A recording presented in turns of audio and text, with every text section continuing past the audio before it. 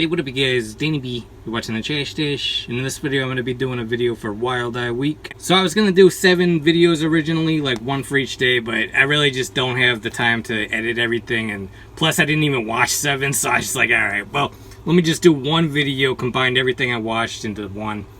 And so I ended up watching 4. Alright, the first one is one called Acid Bath Video Trash Terror. Says Street Trash meets Death Wish, so I was like, alright, let me check that out.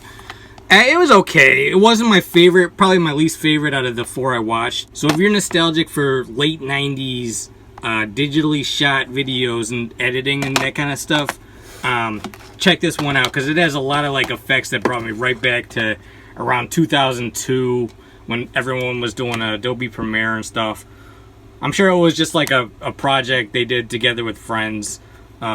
It was okay. It had some cool gore scenes in it and stuff. Pretty hot girls in this one too. The scene with the person melting in an acid bath was pretty cool. So that's Acid Bath Video Trash Terror. Alright, next up we got Cat Sick Blues. This one was pretty good. This is an Australian film. It was kind of all over the place. It had multiple stories going on in the plot. Pretty entertaining, pretty cool movie. Cat Sick Blues. And this was my second favorite out of the 4 I watched. Yeah, fun movie. Alright, next up we got Showgirls Part 2. And it's pretty cool that this thing even exists. I'm a huge fan of the original Showgirls. It's my second favorite Verhoeven movie after RoboCop. So you would think this has nothing to do with the first movie, but it's actually starring the girl that played Penny in the first one. Rena Riffel, I think that's her name. Yeah, Rena Riffel. And she wrote, directed, and starred in this movie. And she looks just as good as she did in Part 1.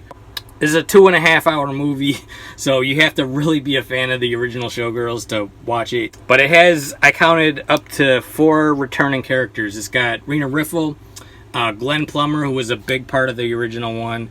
Then the guy that takes Nomi to Las Vegas, like the guy that steals her bag, he's in this. And there was someone else too that I kind of forget.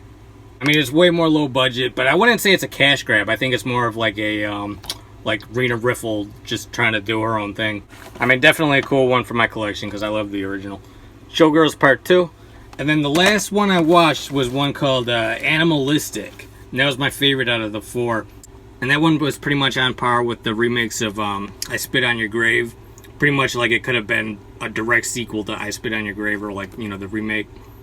And I would say it was actually better than a couple of those ones. Yeah, fantastic acting in that. Alright guys, so that's going to do it. That was my video for WildEye Week. Check out everybody else doing WildEye Week. And let me know your favorites and all that. This is Danny B. You're watching the Trash Stash. Hit the like button, comment, and subscribe. Peace out.